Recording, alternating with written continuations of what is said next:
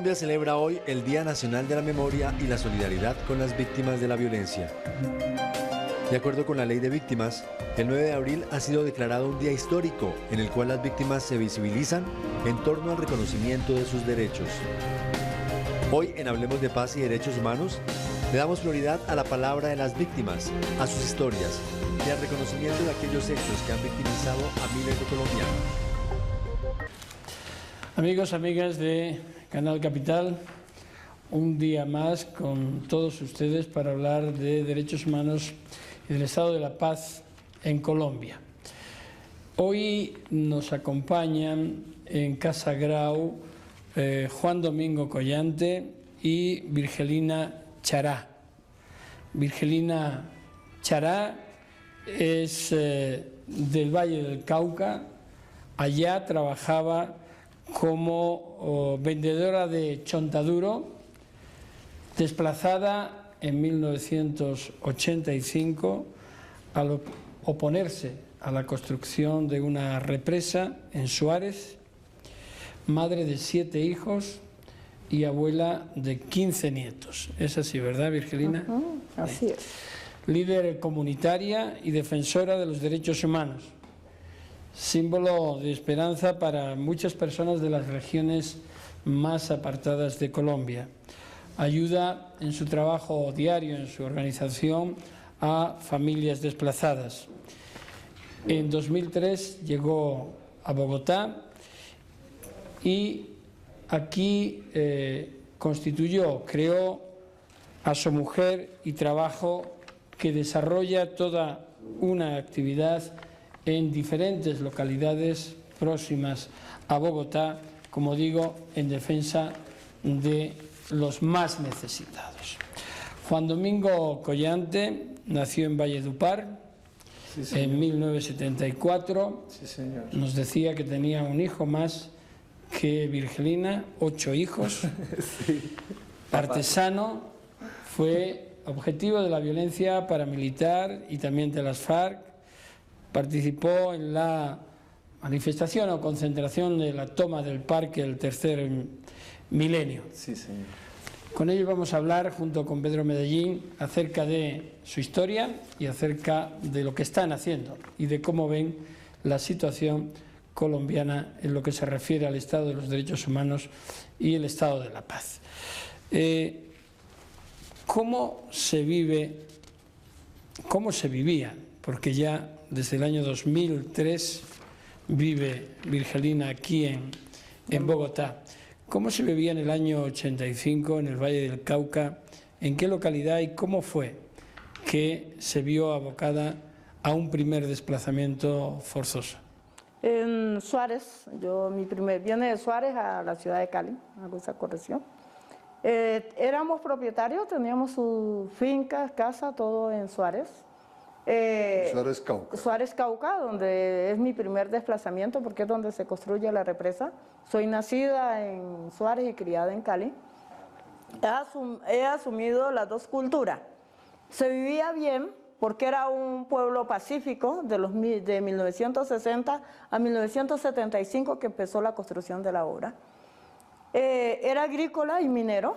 En tiempos como en este verano se estaba trabajando la minería. Y en los otros tiempos lo que era la cosecha de café, frutas como eran los cítricos, naranja, limón y mandarina, el café, plátano, que era lo que nosotros sembrábamos y cosechábamos.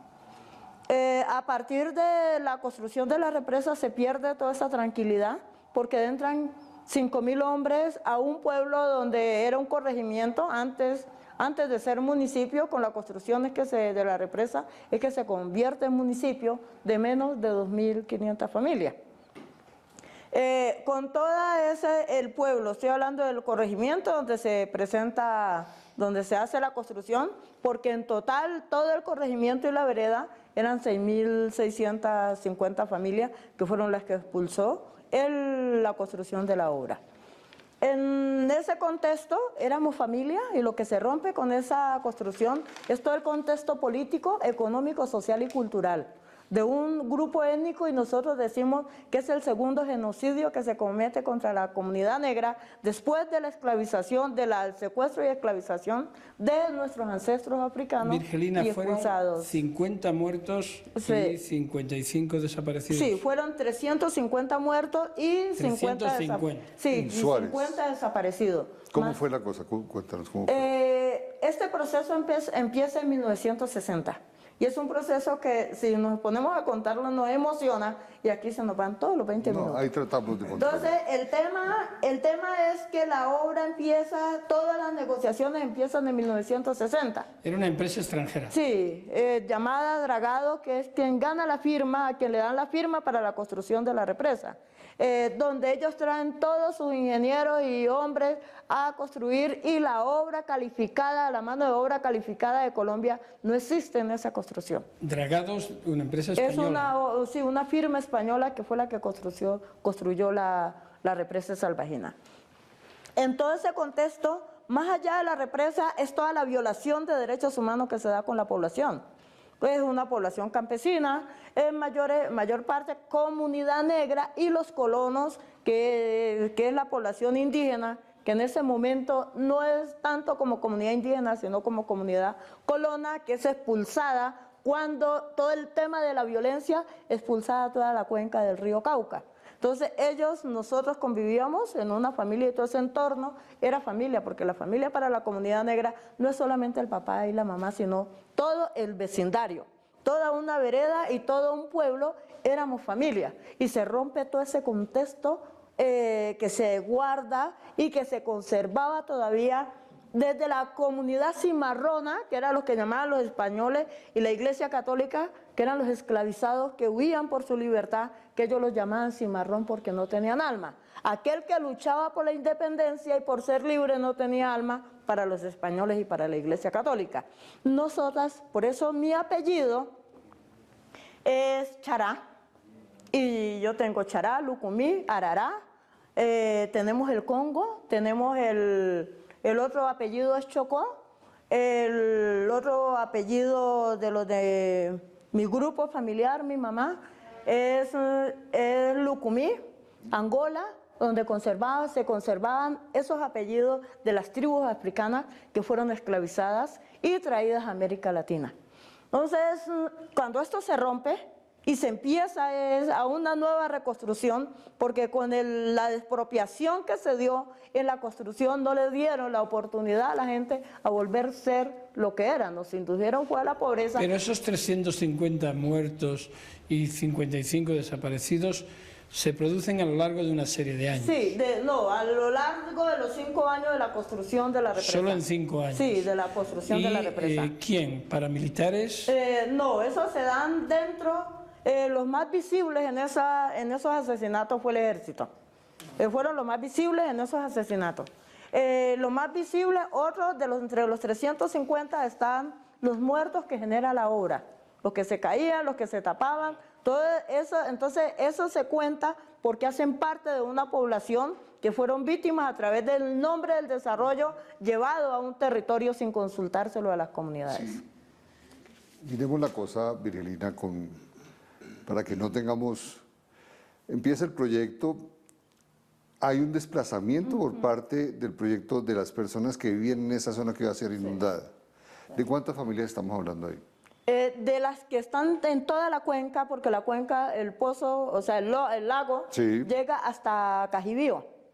En esa cuenca hay 6.650 familias. ¿Y esas familias salen todas hacia en migración, hacia Cali, hacia distintos Pasto? Sí, a distintos municipios, Popayán, Santander, de Quilichao, Amundí, y hay muchas familias aquí de ese tiempo, aquí en Bogotá, sí, no las hemos encontrado. Y las 350 víctimas de las que habla, entonces hay unas que son producto de la accidentalidad laboral, del trabajo en la represa, pero hay otras que son producto, usted dice, de la acción del ejército. De la Cuéntame acción del cómo ejército, es eso. y otras son productos de las personas que no quisieron vender sus propiedades, que fueron las que quedaron despropiadas, tapadas en el agua. Y Virgelina, ¿qué hizo la justicia ahí? Bueno, ahí la justicia no hizo absolutamente nada, porque una de las apuestas que teníamos como comunidad, como sindicato minero que éramos, que nos conformamos en ese momento, era que saliera el ejército porque era el que más violentaba a la comunidad. Porque ahí se esperaba, la preocupación era que con la entrada de 5.000 hombres se iba a ver una descomposición de parte de esta gente que llegaba, pero resulta que la descomposición no se da de parte de esta gente, sino los que tenían que proteger a la comunidad. Y voy a colocar un solo ejemplo, para no decir el resto de abuso sexual, violación de derechos humanos, la toma de las casas y convertirlas en ollas en venta de reducción de droga de parte del ejército hacia la comunidad, es el que con mucho cariño, el loco del pueblo, ustedes saben que todo pueblo tiene su loco, y el de nosotros se llamaba Luis Cayollo, Luis Figueroa, era familiar Luis nuestro. Cayollo le decíamos. Luis Cayollo le decíamos. Luis Cayollo. Luis Cayollo, pero el nombre de él era Luis Figueroa. Okay. El teniente Angarita, de apellido Angarita, que era el que dirigía el batallón, la base militar que estaba para proteger todo el tema de la obra y todo el tema de la construcción y que no hubiera mal manejo dentro de la población, lo mandó a comprar una dosis de bazuco, que era lo que se vendía de droga, porque esa era parte de la descomposición que generó el ejército, que todos se trababan delante de todo el mundo y dentro de las casas nuestras. Cuando él se demora en llegar, él va a buscarlo y lo encuentra, lo golpea por todo el pueblo, lo arrastra y lo dejó convertido en una papilla porque todos sus huesos fueron triturados. Los soldados que no lo ayudaron a él a golpearlo, delante de todo el pueblo como escarmiento de lo que hacía el ejército, los golpeó delante de la comunidad y la comunidad se rebotó y por eso era una exigencia de que sacaran el ejército del pueblo. Y lo llevó, lo arrastró por todo el pueblo y lo tiró al río Cauca.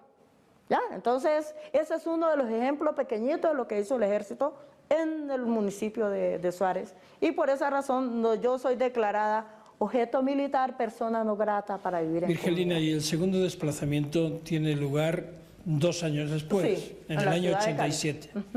Ese desplazamiento se da porque yo salgo de Suárez como víctima de desplazamiento por las amenazas que nos llegan directamente, o nos vamos, y llegué al distrito de Agua Blanca, comunidad Daniel Aguilar.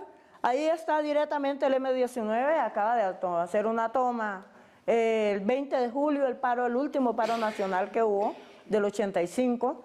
Y dentro en ese proceso, y ahí es donde yo tengo mi casa, y dentro a ser parte de un comité de la comunidad que se habían tomado ese territorio alrededor de una serie de negociaciones que se habían hecho con las empresas municipales. Y una de las negociaciones era quitar toda la gente que está sobre la laguna del Pondaje, que es el pulmón del distrito de Agua Blanca y de la ciudad de Cali, toda la parte ambiental que era contaminada.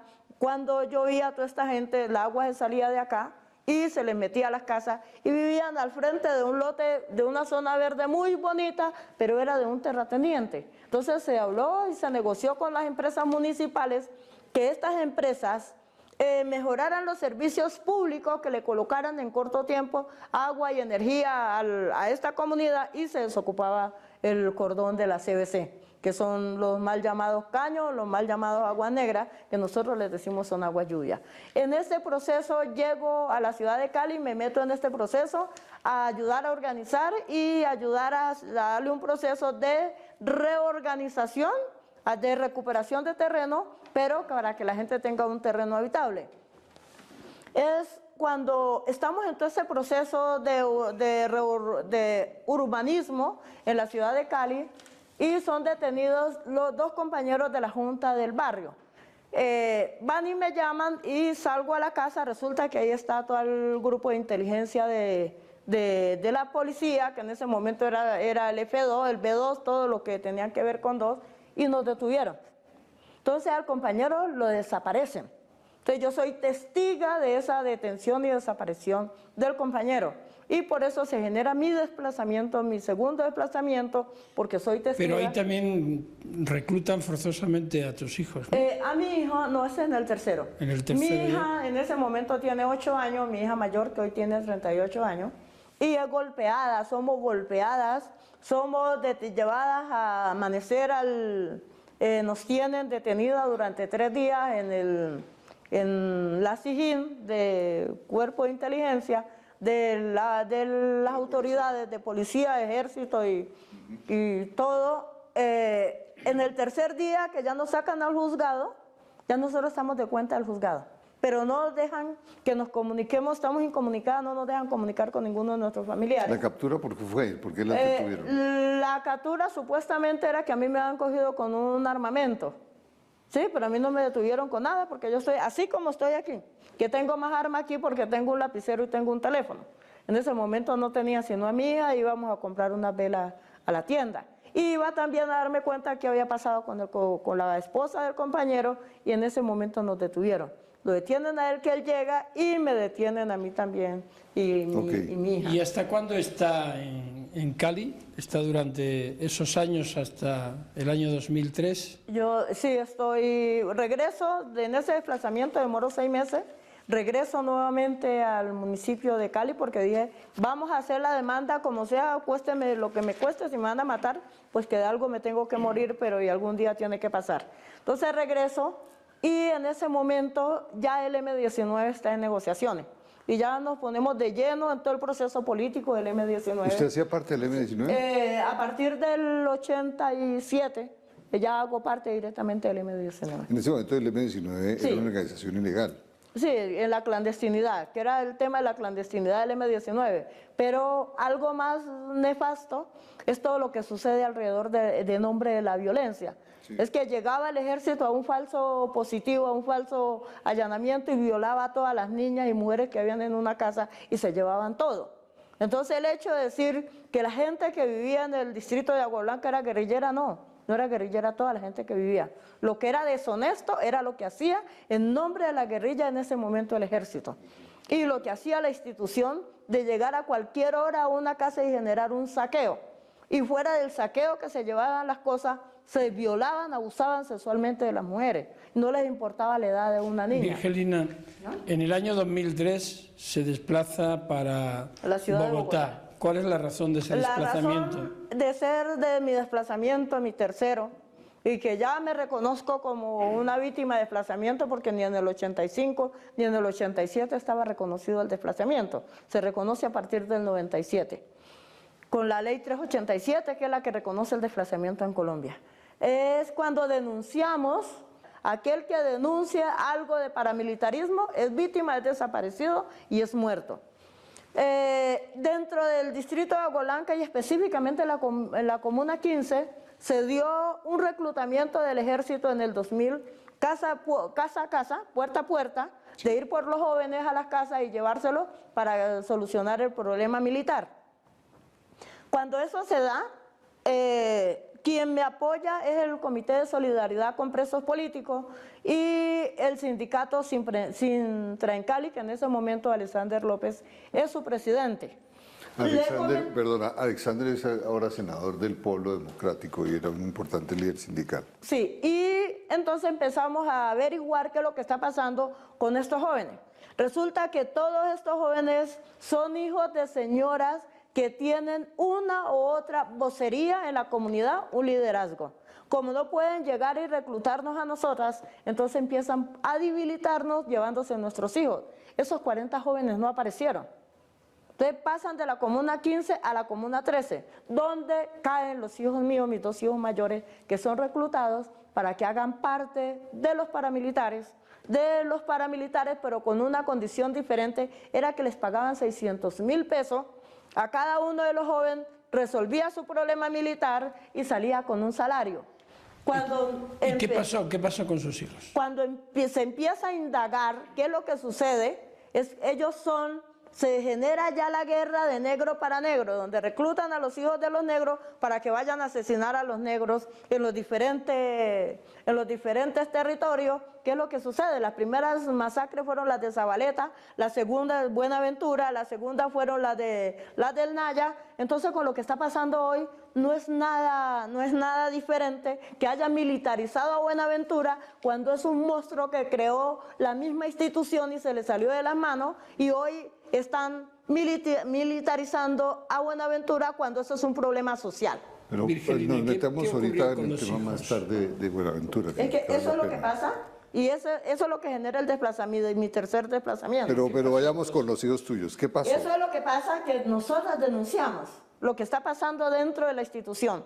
El mayor Suárez, que era quien iba a las casas con el camión a recoger los jóvenes, casa a casa, que eso nunca se ha visto, solamente se vio en ese tiempo, se vio en del 2000 hasta el 2003, que empezamos a hacer las denuncias, no sé si todavía lo estén haciendo, pero hasta donde sé en el municipio de Cali, eso se paró.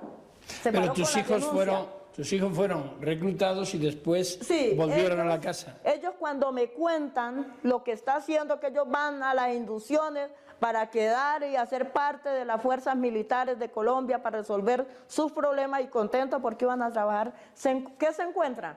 Con un listado que les dicen ya ustedes están dentro de la institución. Ustedes ya están dentro de la institución, van a ser parte del ejército. A ustedes se les va a pagar, pero ustedes van a quedar parte de los paramilitares. Y les leen un listado de más de 2.000 personas en las que hace parte Virgelina Chará.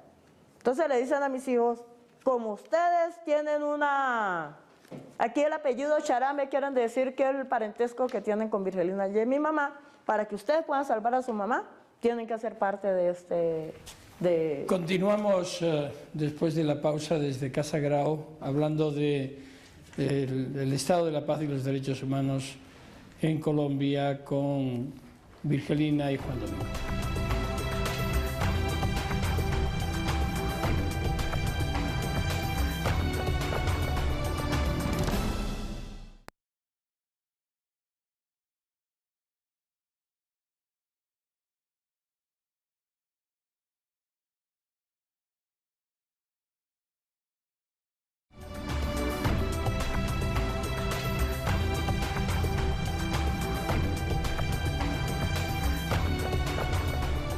Regresamos a Hablemos de Paz y Derechos Humanos aquí en Canal Capital. Nuestro otro invitado en la noche de hoy es Juan Domingo Collante. Juan Domingo es un vallenato, nació en Valledupar, en el Cesar, en 1974, como ya había dicho Baltasar.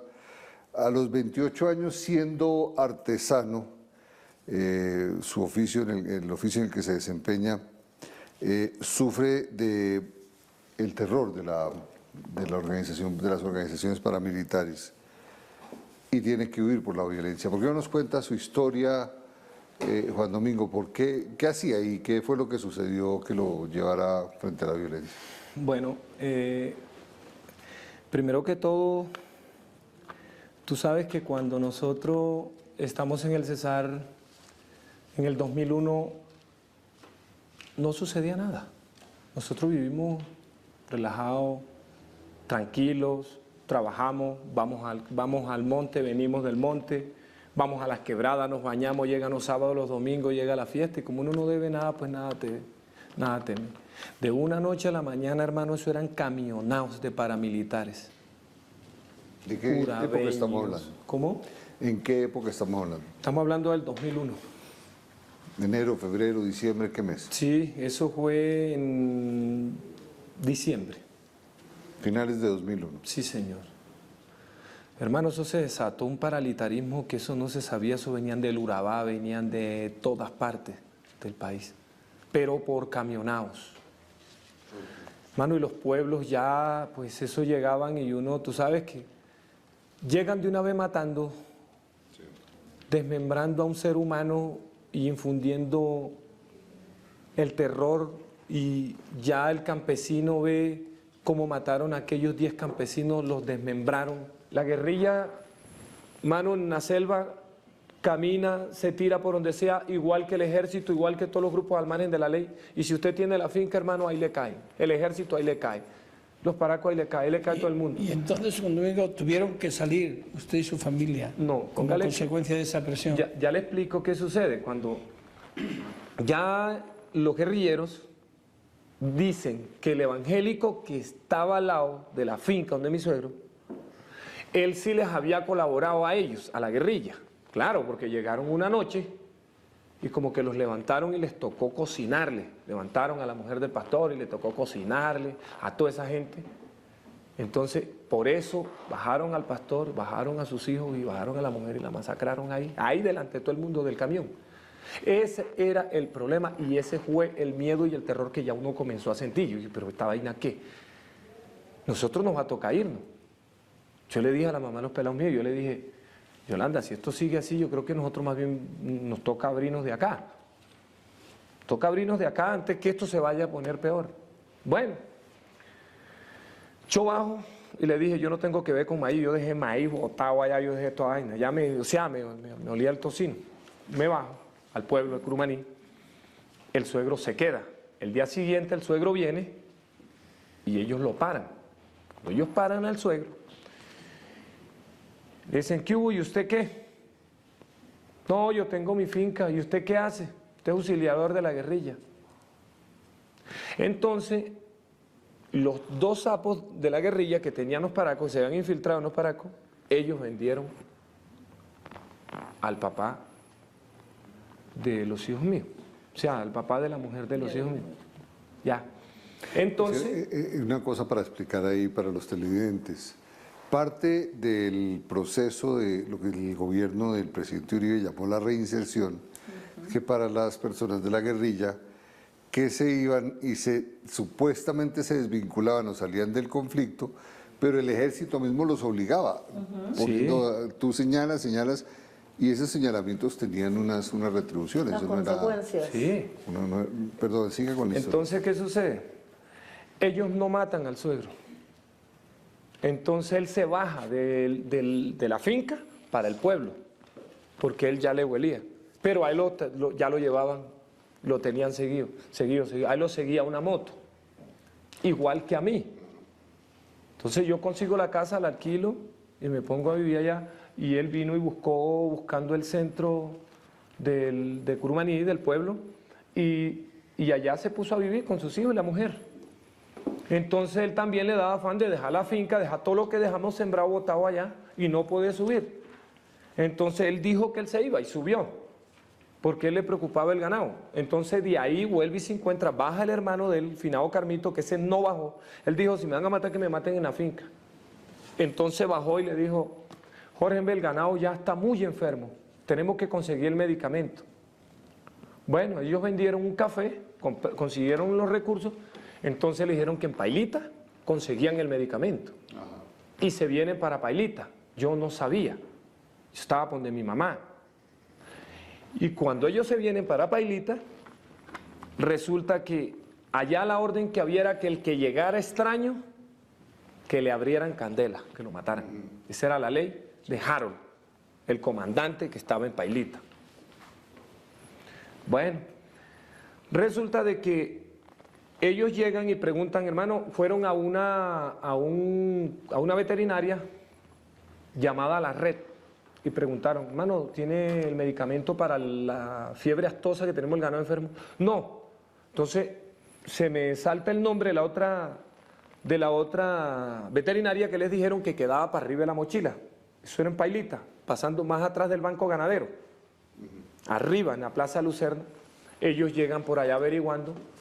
Y apenas llegaron, de una vez el mismo dueño de la veterinaria llamó, porque esa veterinaria, no sé el nombre, no me recuerdo, era de los mismos paracos. Y de una vez dijeron que habían dos manes desconocidos, que eran guerrilleros. Solo así, esas fueron las palabras que cuenta la gente, los testigos que vieron, y de una vez los hicieron pasar hasta la Plaza Lucerna. Cuando llegan a la Plaza Lucerna, pongamos como este sector, a ellos de una vez les llegó Otoniel, alias el de los tornillos. Ese fue el que cogió al suegro y de una vez le vació la UCI encima. Lo cogió a tiro. Y él no le pegó ni un tiro al suegro, porque él venía en la camioneta. Y le dio rabia porque no le pegó ni un tiro. Entonces se paró y cogió cuentan que cogió la mini UCI y se vino. Y él le mandó al suegro en la cara, o sea, para privarlo, tumbarlo y arrematarlo, no sé. Pero él no le pegó el tiro inmediato. Entonces se cogieron a pelear porque es que Otoniel tenía este brazo que la FARC le había metido unos tiros, la guerrilla lo había tiroteado y entonces tenía todo esto atornillado. Entonces el suegro se le colgó del brazo. Y ahí echaron a fuerza hasta que se lo quitó de encima y ahí sí lo cogió, vino el otro. Cuando mismo, ahí fallece, muere su suegro. Sí, porque el otro compañero... Esa es la causa por la que ustedes se desplazan. Sí, pero entonces todavía le falta otra cosita. Entonces, ¿qué pasa? El compañero de Otoniel le pega el tiro a mi suegro por la espalda. Y cuando él cae, ahí es donde Otoniel coge la metralla y lo dispara hasta, mejor dicho, hasta cansarse. Ahí se dio gusto hasta que mejor dicho, lo desmembró toda la cara, porque los tiros que le pegó en la cara le quitaron todo, le sacaron todo el cráneo por detrás, sesos, todo, quedó el mero hueco. Desmembró todo. De ahí cogen al hermano del suegro y él sale corriendo. Y lo matan atrás del CAI de la policía de Pailita y la policía no hizo ni esto. Estando que la Plaza Lucerna está aquí, el CAI de la policía póngala como donde está el piano, mire. Y escuchando los tiros no hacía ni esto, porque era una sola complicidad. Lo que es la policía y el ejército allá, eso es, mejor dicho, como dice Virgelina, eso es la misma plaga. Allá no hay que decir ni que fueron los paracos, ni que fue la policía, ni que fue el ejército. Todos ellos tienen que ver con esto. Cuando ya lo matan, lo cogen, lo tiran a una volqueta y se lo llevan. ¿Sabe dónde lo fueron a botar? En una entrada de la vía de Saloa, por La Vega, para adentro, por allá lo botaron, por allá en una trocha. Sí. Ahí lo tiraron al lado de unos palos de mango. Cuando ya se sabe, o sea, ya nosotros nos preocupamos que llega la señora Irene y dice, oiga Juan, y le dijo a Yolanda, Yolanda, su papá no aparece. Imagínense, salieron desde las 6 de la mañana y eran las 6 de la tarde y no aparecían. Ya comenzó y yo dije, uy, pero ¿qué pasaría? Comenzamos a buscar, cuando de pronto no, que en La Vega hay unos muertos, pero nadie sabía que eran ellos. Hermano, para no alargarles este cuento, les robaron la plata, les robaron las botas, lo recogemos, lo llevamos a Curumaní, lo tenemos allá. A mí me tocó disfrazarme, porque ya la moto me estaba buscando a mí. Eran los mismos con que habían hablado con él el día que él bajó, ya él lo tenían fichado, el man que lo seguía a él, a mí también me seguía, eran dos motos. Lo llevamos a la morgue, de la morgue nos lo entregan, lo llevamos al cementerio, y yo para ir al cementerio me tocó disfrazarme de mujer, porque el man me siguió hasta la Defensoría del Pueblo. Llego a la Defensoría del Pueblo, allí como pegaba ahí, entró el pegue de la alcaldía, ahí puse mi denuncia y le dije, hermano, pasó esto y esto y esto, y me están buscando para matarme, y el man daba la vuelta, y el dueño de la casa me decía, no vaya porque lo matan, lo están esperando que llegue a la casa. Entonces, ¿qué me tocó hacer? Dejar todo botado, pedirle el favor a una tía que me prestara unos recursos y tener que partir dejando todo botado. Ese fue uno de mis desplazamientos. Dieron la orden que pararan el bus, con listado en mano. Cuando yo vengo llegando a Huachica Cesar, pararon el bus, una moto, una DT, y se bajó el man con la pistola y entró. Dios lo guarda a uno cuando Dios no quiere que uno se muera. Yo siempre he dicho que nosotros los hombres nos morimos cuando Dios lo permite, no cuando el hombre quiere. Ese señor pasó por ese listado, yo sabía que iba en ese listado. Preguntó por mi nombre en la puerta del bus, llamó, y no sé qué pasó, y el hombre se saltó mi nombre y llamó a otra muchacha que nunca se me olvida, que se llama Liliana. Digo, Liliana Busto,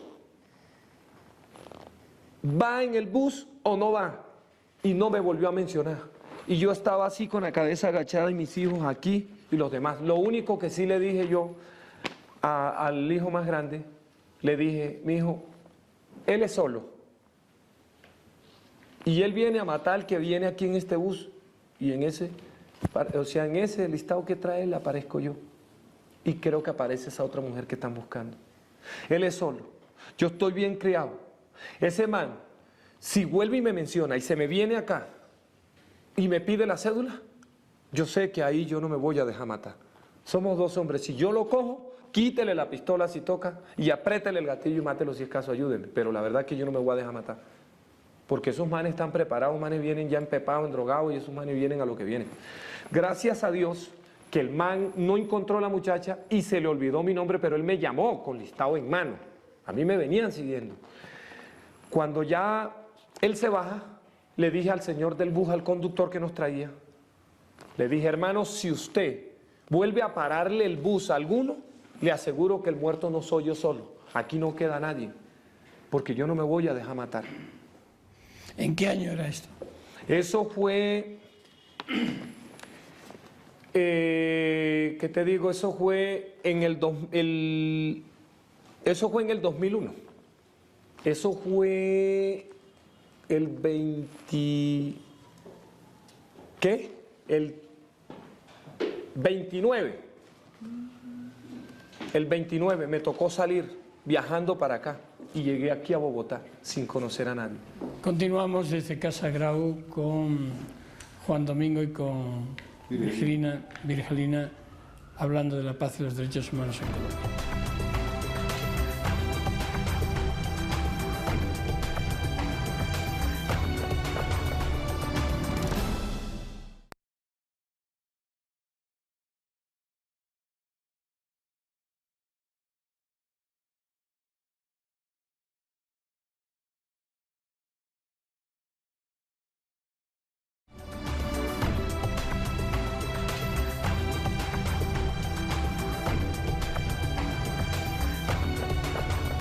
Continuamos hablando de la paz y los derechos humanos en Colombia desde Casa Grau. Virgelina, ¿qué es Asomujer y Trabajo?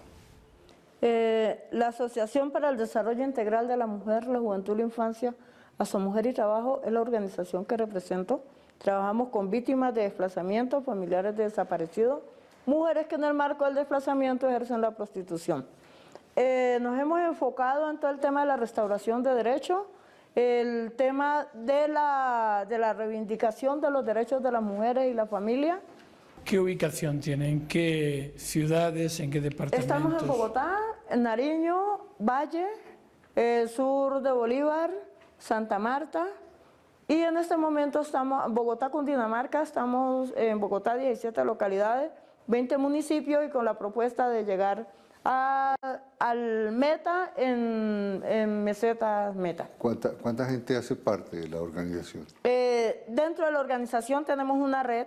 Como organización aquí en Bogotá, solamente en Bogotá somos 1.200 familias. ¿Y en todo el país cuántas son? En todo el país habemos 5.000, podemos decir un poquito más porque son por organizaciones.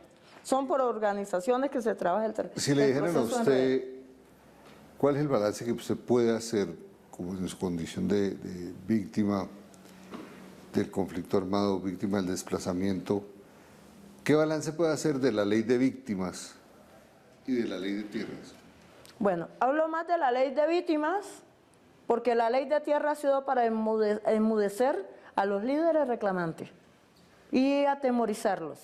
Porque cada líder que está reclamando tierra en la ley de tierra ha sido asesinado. Y cuando usted lo asesina, lo callan y atemorizan al resto de la población para que no siga reclamando sus derechos. En la ley de tierra, la ley de víctimas, hasta el momento tiene 3 años y hay que hacer un balance crítico. Porque en octubre apenas se hizo la implementación, la instalación de la mesa nacional. En diciembre hicimos todo el tema de diciembre, enero y febrero, la construcción del plan de la mesa nacional para la implementación de la ley. Hay 800 mesas conformadas, pero las mesas más que todo es el trabajo de las mismas víctimas que le han hecho exigencia al gobierno para que se implemente la ley con todas las recomendaciones de las víctimas en los territorios para hacer la implementación de la ley. Pero la ley hasta el momento no está en la implementación. La ley solamente está en el tema de diseño de plan y de ruta que hasta el momento no se ha aplicado. Entonces, para nosotras, con una ley que tiene una vigencia de 10 años y en el momento hay 3 años que apenas se está diseñando la ruta y la participación, cómo va a ser la participación de las víctimas en la implementación de la ley. Para poder hablar de una restauración de derechos, que nosotros hablamos de esa restauración, no pueden ser 10 años, sino unos 20 a 40 años para poder mirar una restauración real.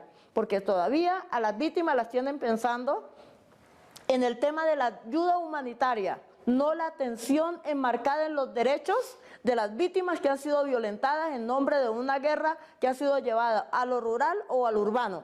Porque aquí en lo urbano también se vive una violencia muy fuerte, porque aquí están todos los rezagos de los grupos armados, llámese guerrilla, llámese paramilitares, llámese ejército, llámese policía, porque también es grupo armado generador de violencia y violador de los derechos de las víctimas y de la población civil. Una cosa somos las víctimas que estamos reclamando y otra cosa son estas víctimas que están silenciadas y que no les permiten denunciar. Juan Domingo, me interesa Asobica. ¿Qué hacen con Asobica y en concreto el documento que... Bueno, el documento que te doy... al principio, que es como una especie de renuncia a lo que es la ley por la inaplicación de la misma, de la de restitución te comento, de tierras. Asobica es producto del Parque del Tercer Milenio. De ahí salimos con un esperanzado a la buena fe y creyendo en la buena palabra y la buena fe del Estado hacia el INCODER, que nos iban a dar unos subsidios de tierra dicho por el presidente Santos para las víctimas campesinas. Les iban a dar el subsidio de tierra para que volvieran al campo. Nosotros nos entusiasmamos como campesinos, vamos para el INCODER, llegamos al INCODER, el INCODER de una vez nos acoge. Pero no sabíamos que eso era un elefante blanco, lo que nos estábamos enfrentando nosotros. Porque eso hay prácticamente, nosotros nos tuvieron, doctor, 2 años en cabeza del doctor Juan Manuel Ospina y toda su directiva. Esperanzados en un subsidio de tierra, me senté con él como hoy estamos aquí, gracias a Dios, juntos. Y que usted me prometiera a mí, bueno, listo, les vamos a dar un subsidio, listo, les vamos a comprar las tierras, queremos conocer tu gente. Nosotros fuimos víctimas porque nos utilizó el INCODER. Yo moví a la gente de Usme, Ciudad Bolívar, de Bosa y del Virrey a las 4 de la mañana para estar a las 6 de la mañana en el INCODER a pie.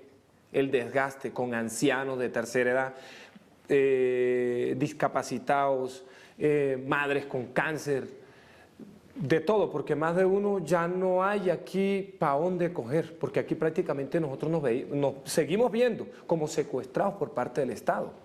Entonces vamos al INCODER, donde se burlan del hambre de nosotros, donde me dicen a mí que yo soy un paramilitar, ya hoy no era paramilitar, sino un guerrillero, que la gente que estaba conmigo eran unas prostitutas, que los que estaban conmigo, los hombres, eran unos guerrilleros, unos ladrones. O sea, nosotros para el INCODER éramos la peor escoria.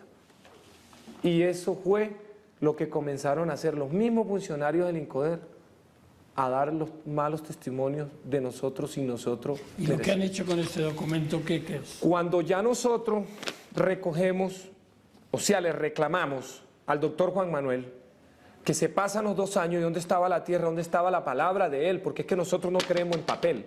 Nosotros, el campesino, siempre ha creído en la palabra, no en el documento. Yo le había exigido a él que me firmara un documento. Él no quiso, porque yo no sabía que eso, o sea, creía que era transparente y no era transparente.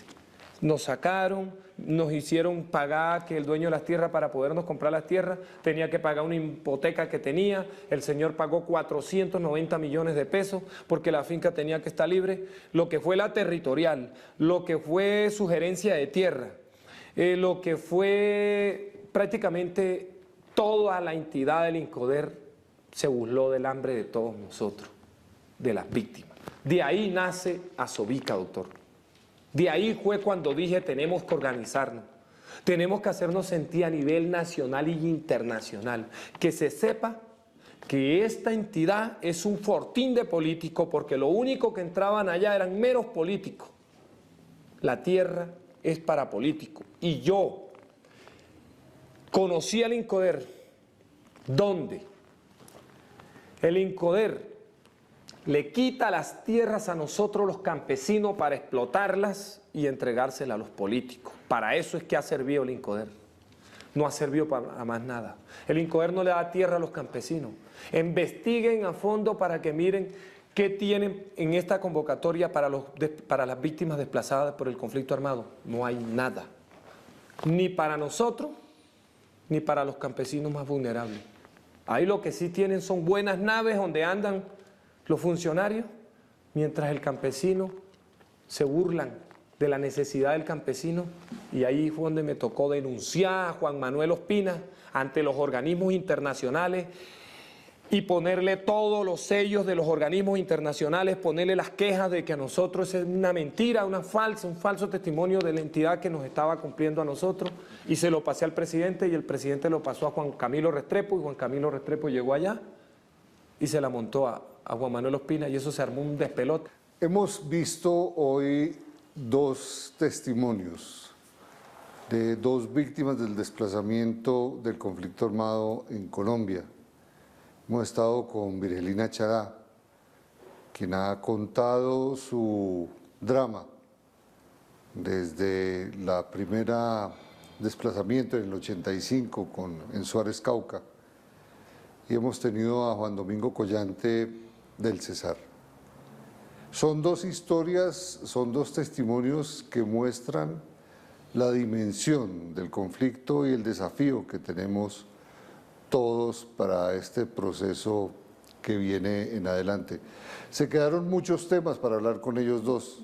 Vamos a volverlos a invitar en una próxima ocasión. Les agradecemos que nos hayan acompañado esta hora de conversación. Les agradecemos a Virgelina y a Juan Domingo haber estado aquí en esta hora con Baltasar Garzón y Pedro Medellín, hablando de paz y derechos humanos. Buenas noches.